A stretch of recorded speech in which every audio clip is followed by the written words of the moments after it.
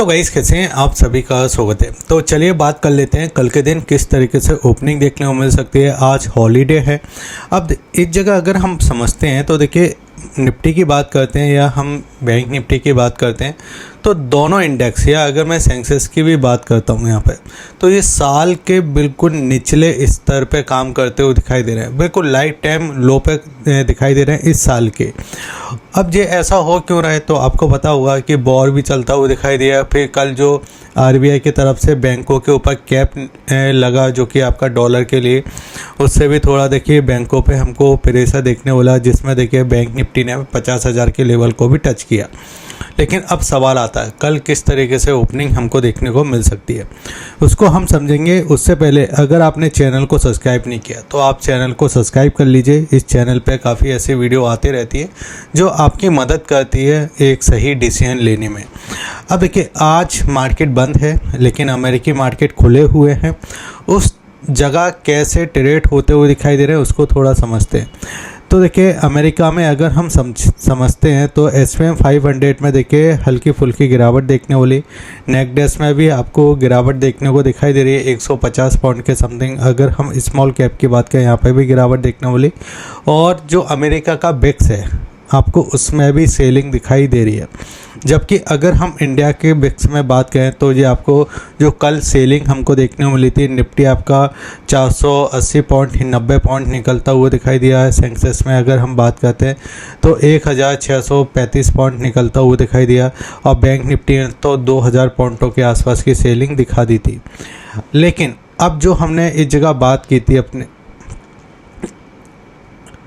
अब देखिए, जो हमने इस जगह बात की थी अपने चैनल पे, और मैं आपको लगातार इस जगह बताते गया था कि बाज़ार में आपको सेलिंग देखने को मिल सकती है। अभी ये चीज़ें ख़त्म इतने आसानी से लग नहीं रही हैं। लेकिन अगर हम गिफ्ट निफ्टी को देखते हैं तो गिफ्ट निफ्टी में आपको आज के दिन आपको 70-75 पॉइंट आपको ऊपर की साइड ओपनिंग दिखाई दे रही है, यानी ऑलमोस्ट 22,500 के समथिंग। और हम इस जगह देखिए जो क्लोजिंग किए हैं वो आपको देखिए इस जगह 22,330 के समथिंग हमने क्लोजिंग की है।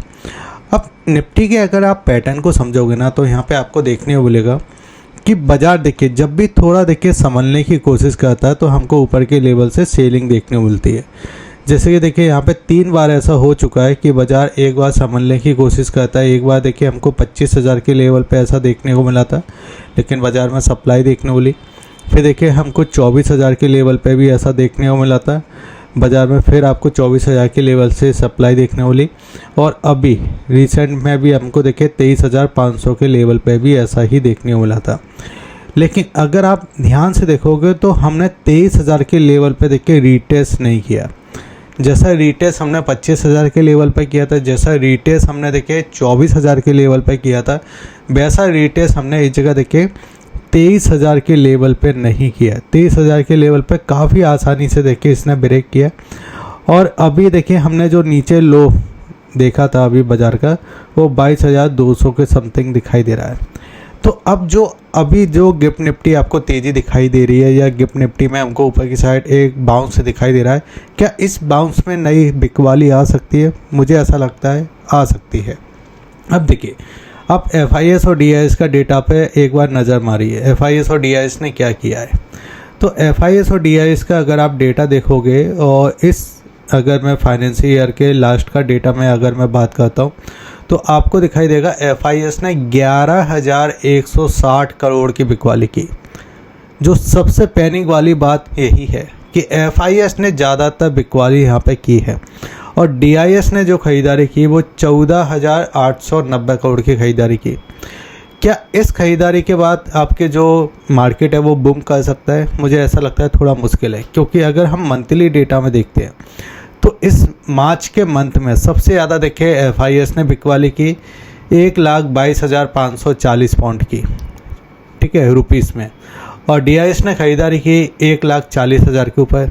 उसके बावजूद भी अगर आप देखोगे तो आपको दिखाई देगा कि निफ्टी इस साल के लो पे काम करता हुआ दिखाई दे रहा है, ठीक है, जो एक नेगेटिव पॉइंट हमारे लिए निकल के आता है। लेकिन अब आगे क्या करना है उसको समझते हैं। तो इस जगह देखिए, अगर मैं निफ्टी के चार्ट को, ये आपका 1 डे का चार्ट है, निफ्टी के चार्ट को हम सीधे लेके आते हैं इस जगह देखिए मंथली चार्ट पे, ठीक है। 3 मंथ की एक कैंडल है, यानी क्वार्टरली कैंडल है ये।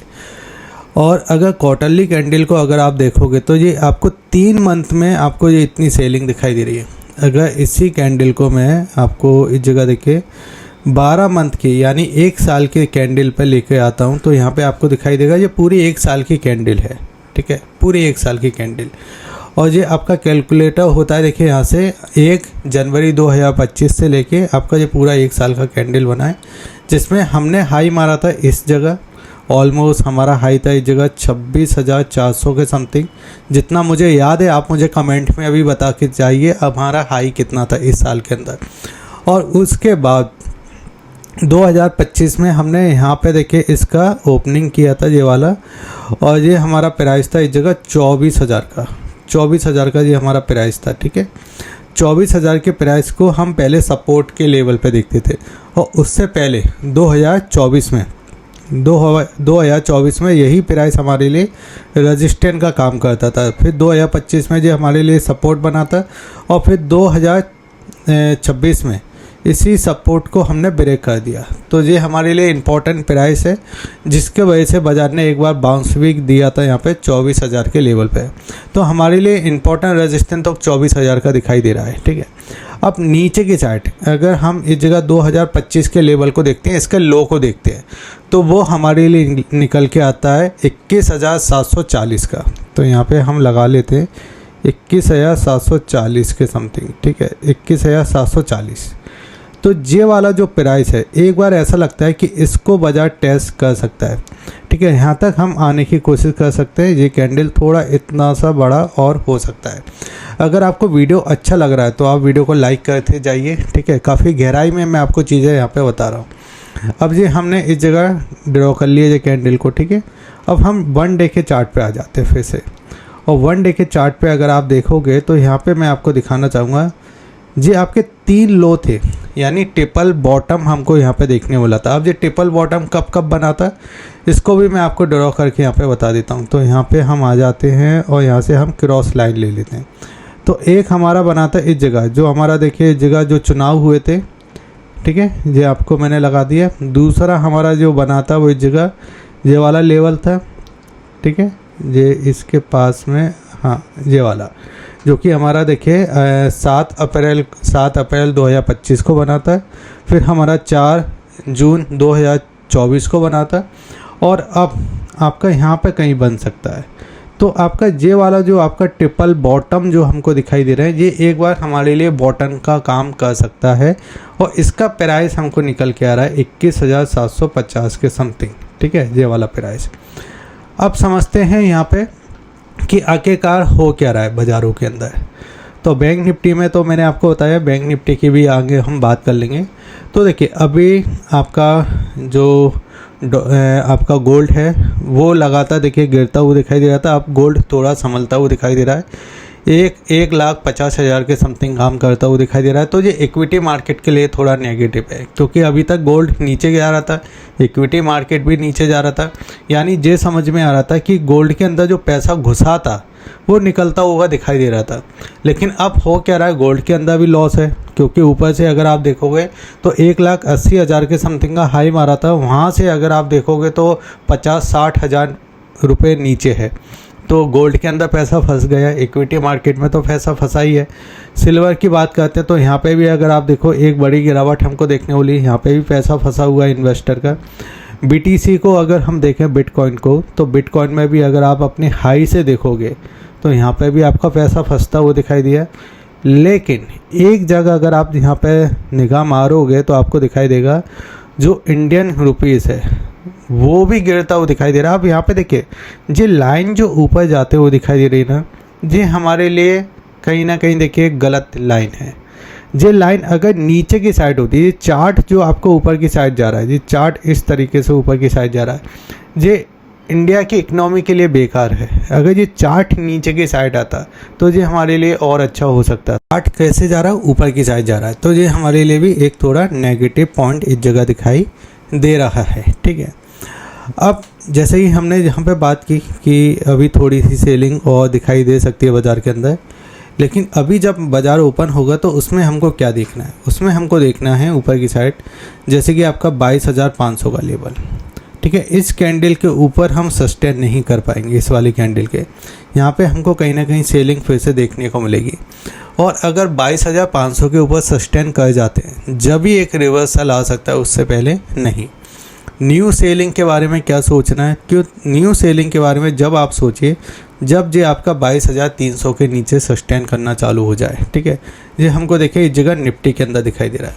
अगर हम बैंक निफ्टी की बात करते हैं तो बैंक निफ्टी में स्थिति और ज़्यादा बेकार है। निफ्टी में तो चलो ठीक है, निफ्टी में देखो आपका कभी फार्मा चल जाता है, कभी आईटी चल जाता है, कभी एफएमसीजी चल जाता है, कभी रियल एस्टेट चल जाता है, कभी बैंकिंग सपोर्ट देता है। लेकिन बैंकिंग के अंदर क्या है, बैंकिंग के अंदर सिर्फ बैंकिंग है, उसके अंदर और ज़्यादा कुछ नहीं है, ठीक है। तो अब बैंकिंग अगर आप देखो तो यहाँ पे एचडीएफसी बैंक का चार्ट आप देखिए गिरता जा रहा है। अगर ऐसे एचडीएफसी आपका एक्सिस बैंक का देखोगे तो यहाँ पे भी गिरावट दिखाई दे रही है। आईसीआई बैंक में आपको सेलिंग दिखाई दे रही है। एसबीआई तो मतलब ज़बरदस्त सेलिंग, कोटक में भी सेलिंग। तो ये पूरे चार्ट जो है वो एक कहीं ना कहीं पैनिक दिखाते हुए दिखाई दे रहे हैं बाज़ार के अंदर। लेकिन अगर हम लॉन्ग टर्म की भी बात करते हैं तो वो आप अपने आरएम से बात कर सकते हो, ठीक है। लॉन्ग टर्म के लिए अच्छा है बाज़ार। थोड़ा थोड़ा देखिए हमारे लिए अब जो पीई रेशियो है, जो निफ्टी का पीई रेशियो है, वो अब थोड़ा देखिए 20 के आसपास काम कर रहा है। पहले देखिए आपका 24 के समथिंग था।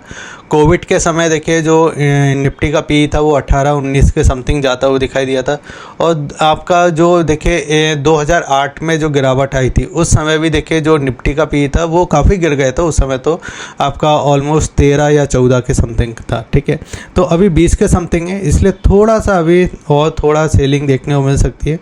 अगर हम इस जगह देखिए बैंक निफ्टी के चार्ट को भी देख लेते हैं एक बार, तो बैंक निफ्टी के चार्ट को अगर आप देखोगे ना तो सेम इस तरीके की गिरावट आपको दिखाई दे रही है। देखिए जो एक बड़ा सा सेलिंग हमको देखने वाला था 2020 में, बिल्कुल एक बड़ी सी कैंडल हमको दिखाई दे रही है।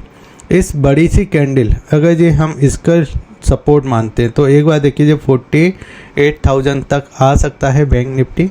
अगर ये इसके आसपास आता है, यहाँ पे कंसोलिडेट करता है, जब हम यहाँ पे सोचेंगे कि यहाँ पे ये ब्रेक करता है या कंसोलिडेट करता है या इसके आसपास समय बिताता है, लेकिन इसमें जे क्लियर दिखाई दे रहा है कि ऊपर की साइड हमारे लिए 52,000 का अब हमारे लिए रजिस्टर है। या तो गैप के साथ ओपन हो जाता है या कुछ दिन ऊपर जाता है तो फिर से सप्लाई आ जाएगी बाज़ार के अंदर।